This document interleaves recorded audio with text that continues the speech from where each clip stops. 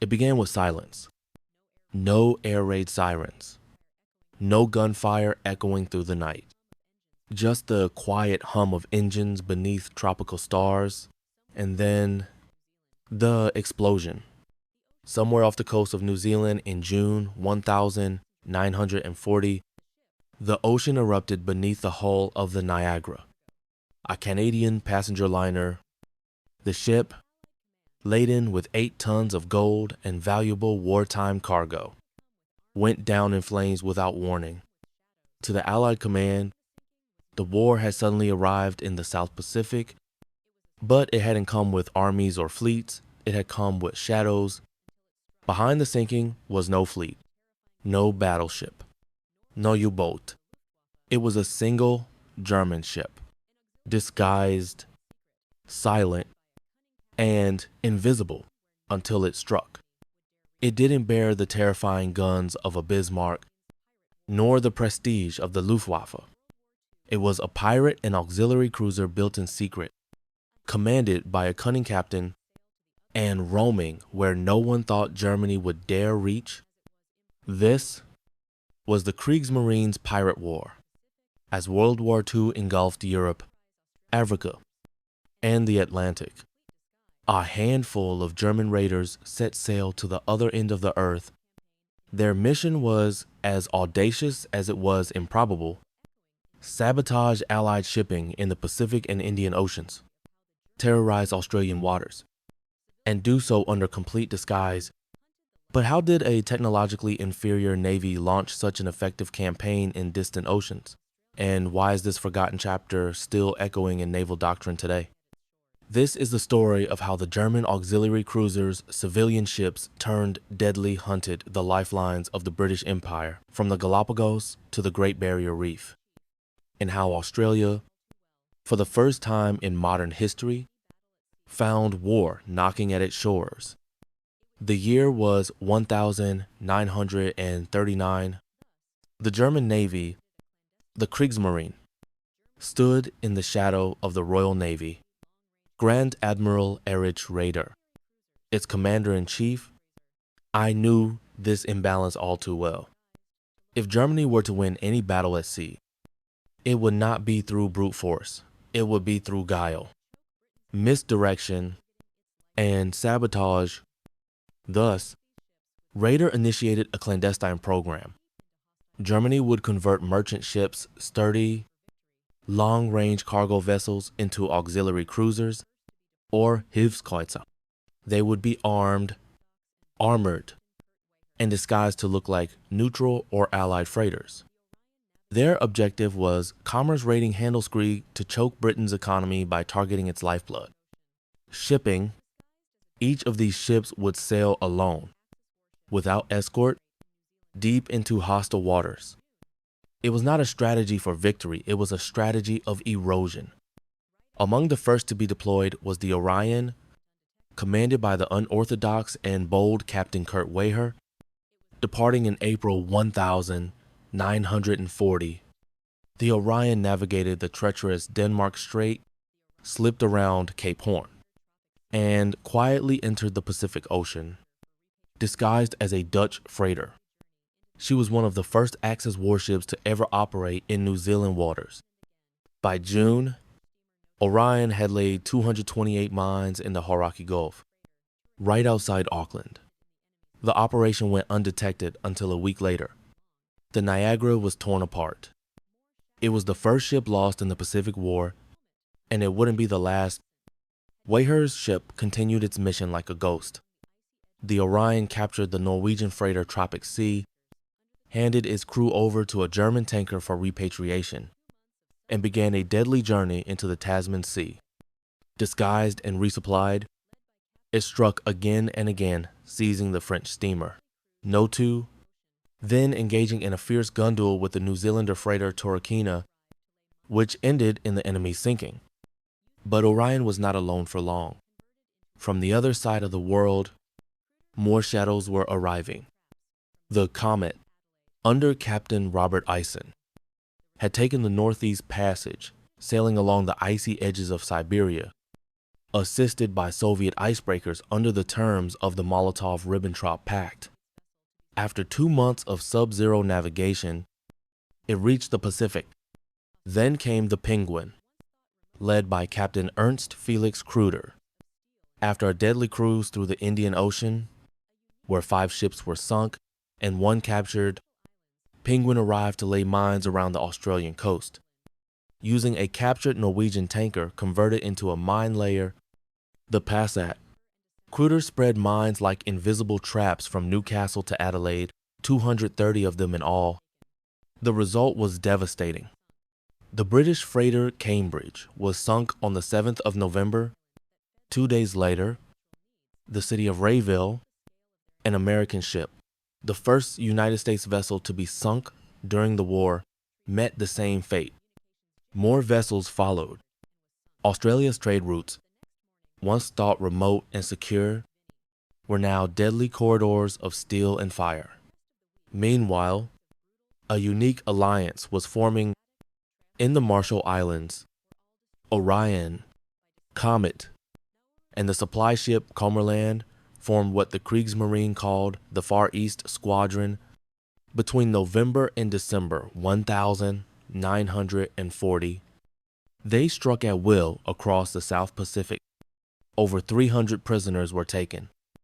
2 more New Zealand ships were sunk, but it was their operation at Nauru, a tiny phosphate island that fed the empire's agricultural needs, that revealed the scale of their ambition.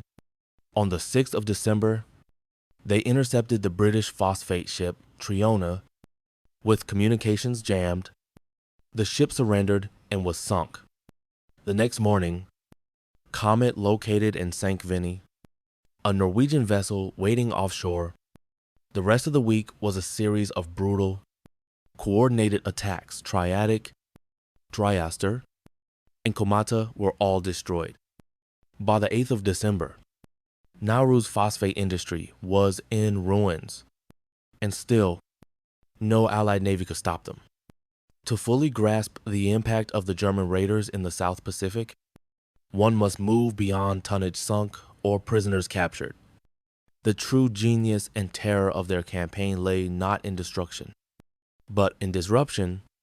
Their weapon was fear, and their shield was deception. Unlike the U-boats that prowled the Atlantic in wolf packs, these auxiliary cruisers operated alone, hundreds or even thousands of kilometers from any support. Each voyage was a chess match between a disguised predator and a blind, unsuspecting prey. Grand Admiral Rader had chosen his captains wisely. Captain Weher of the Orion was not a conventional officer. He was creative, composed, and calculating. His ability to impersonate neutral ships, Dutch, British, Japanese, allowed him to weave through Allied-controlled waters undetected for over a year. When mines failed to sink ships, he planted dummy mines off Albany, Australia, a psychological tactic. The goal wasn't to sink, but to paralyze. Maritime trade slowed, not just from damage, but from fear. Captain Eisen of the Comet brought something else: obsession. After the first successful strike on Nauru, Eisen became fixated on destroying its facilities. When the initial landing party was canceled due to weather, most commanders would have moved on. Not Eisen. He returned again and again, attempting bombardments, threatening the garrison, and finally striking on the 27th of December, 1940, Nauru's oil tanks, phosphate piers, and industry lay in ruins. Why the fixation? Because these raids weren't just about supply chains, they were about symbols. Nauru was a forgotten dot in the Pacific, yet it fed the agricultural backbone of the British Empire. Destroying it sent a clear message: nowhere is safe. But the most fascinating figure of all was Captain Detmers of the Cormoran, a man whose gamble would end with one of the greatest naval mysteries in Australian history. In August 1941, the Cormoran reached the Pacific, prowling the waters northwest of Australia. For over a month, it found nothing. Trade was already drying up. Convoys rerouted and ships avoided known lanes. But on the 19th of November, the quiet finally broke. Detmer sighted the HMAS Sydney, a Perth-class light cruiser and pride of the Royal Australian Navy. The cormoran, disguised as a Dutch freighter, initiated a deadly masquerade. Detmer's delayed identity confirmation drew the enemy in closer, and subtly maneuvered into attack position. He knew he couldn't win a protracted battle, so he'd win in the opening moments. When the Sydney demanded the secret Dutch naval signal, Detmers had none to give. Within seconds, he raised the German naval ensign, revealed his hidden guns, and opened fire. The Sydney, caught off guard at a distance of just 900 meters, was too slow to react. Her bridge and control tower were immediately struck. Turrets jammed. The seaplane exploded. A fire tore through the midsection. And yet, the Sydney still struck back, destroying the cormoran's funnel and setting her ablaze. Both ships, wounded, tried to flee. The Sydney, burning, turned south. The cormoran, its engine crippled, prepared to scuttle. No sailor aboard the Sydney survived. 645 Australians lost in a single encounter. Detmer's decision to engage and the Australian Navy's underestimation created not just a tragedy, but a myth. For decades, the Sydney's fate remained a national wound. Conspiracy theories swirled. Did the Germans trick them? Was it a trap? Had the war reached into Australian complacency and shattered it? From a strategic perspective, Detmers had achieved the unthinkable. A disguised freighter, outgunned and alone, had sunk a nation's flagship. Yet for all their cunning and firepower, these raiders were vulnerable. Supplies were limited. Repairs had to be made in remote islands, or not at all. Once detected, Allied warships began deploying in greater numbers across the Pacific. The raiders' greatest weapon surprise was slowly being eroded. Still, by the time the last raider, the cormoran, was disabled, the damage had been done. 13 ships sunk by Orion, totaling over 87,000 gross register tons. 8 ships sunk by Comet, including the annihilation of Nauru's industry. 12 ships sunk by Cormoran, along with the HMAS Sydney herself, and countless others captured, disrupted, or paralyzed by mines laid silently in the night.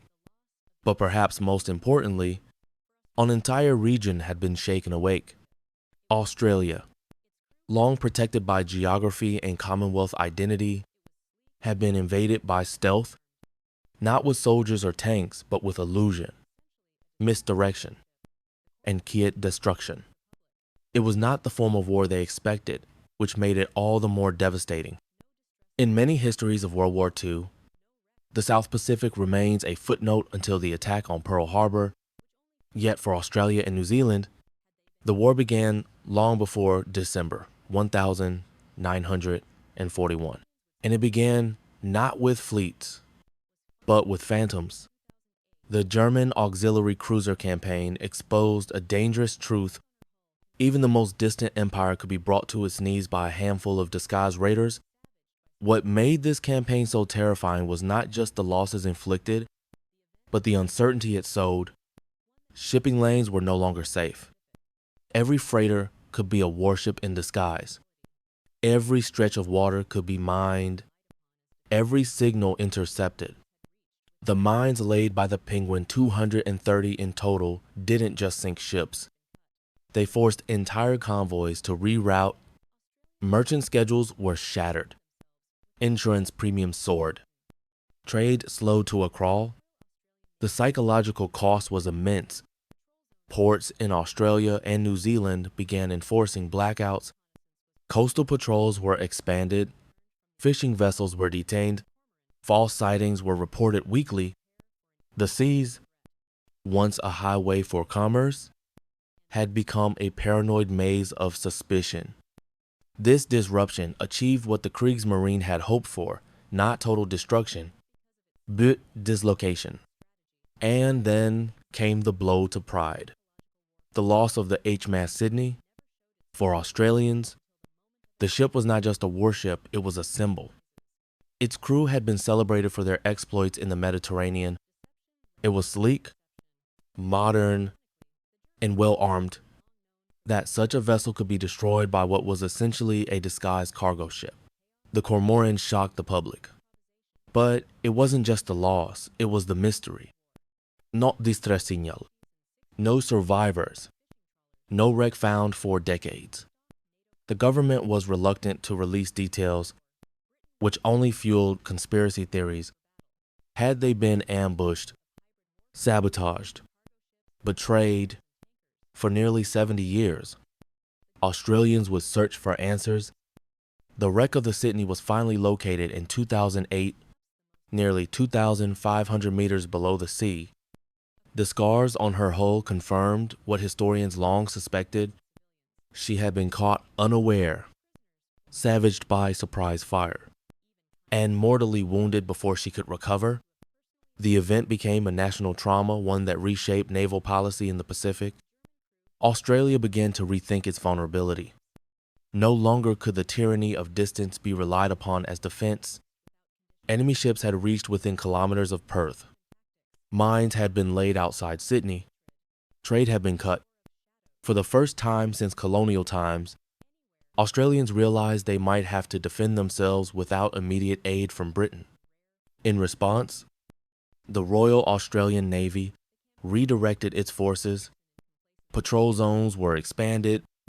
Convoy systems were established. Air reconnaissance was prioritized. Lessons learned from the Orion, Comet, and Cormoran would later help Australia prepare for an even greater threat, the Imperial Japanese Navy. And then there were the lessons in warfare itself. The German Raider campaign became a case study in naval academies, not because of its scale, but because of its strategy.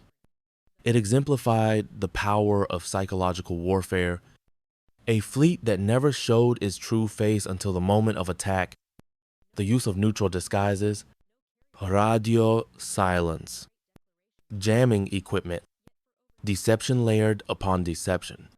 Ironically, the Germans, long known for their rigid doctrine and order, had succeeded in this campaign by embracing chaos, ambiguity, and improvisation. These tactics would echo into the Cold War.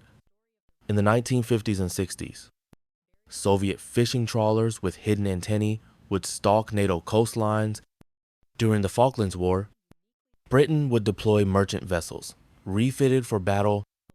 And in today's era of hybrid warfare, where cargo ships can carry missiles and tankers can mask surveillance drones, the ghost of the Hilfskreuzer still lingers.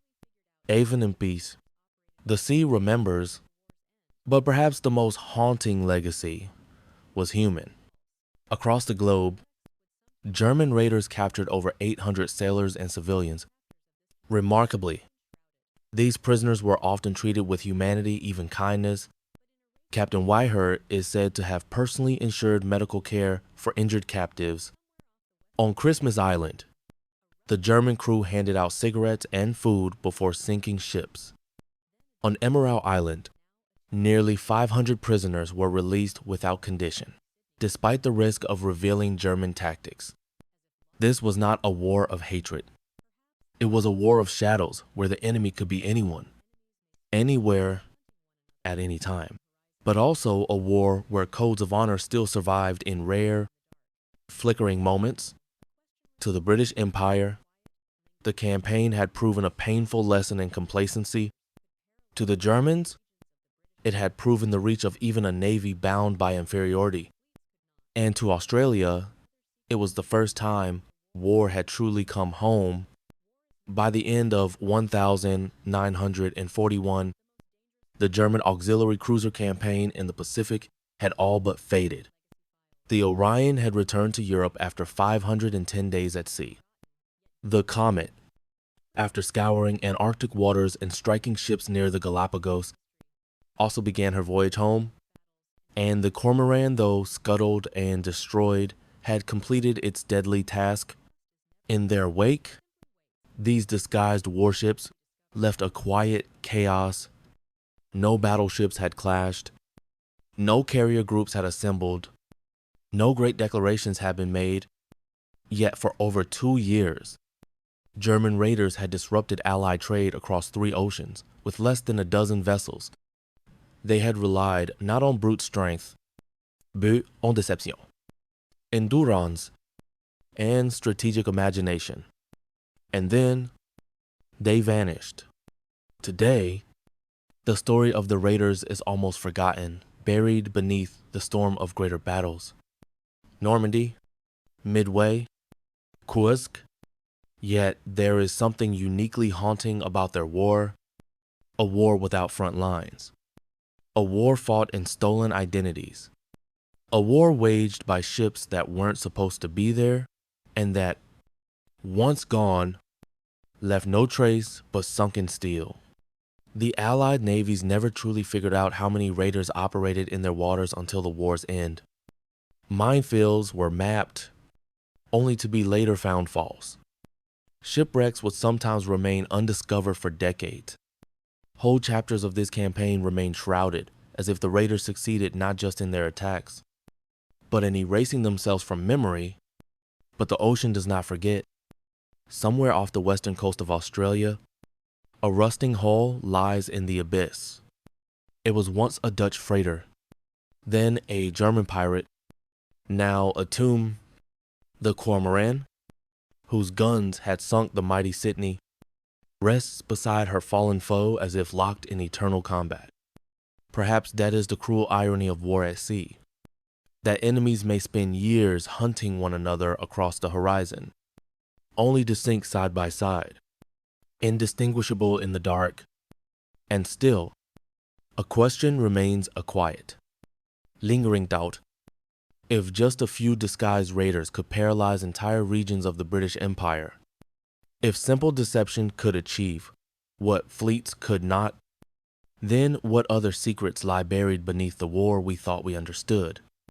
War is not only fought by those who fire the loudest. Sometimes, the most dangerous weapon is the one you never saw coming. Thank you for watching Legacy Files. If this story reveals something new to you, something forgotten, yet deeply human, please consider subscribing. We uncover the long shadows of history, the chapters hidden between great battles and famous names. Like, share, comment, and remember, the past is never gone. It simply waits disguised to be discovered